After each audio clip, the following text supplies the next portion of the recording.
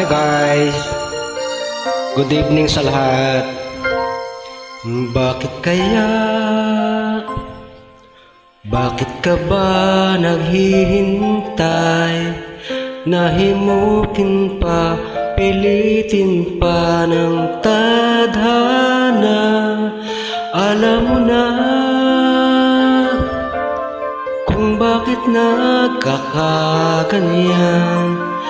Lumulutang, nasasayang ang buhay mo at ang binubulong ng iyong puso. Natutulog ba ang Diyos? Natutulog ba?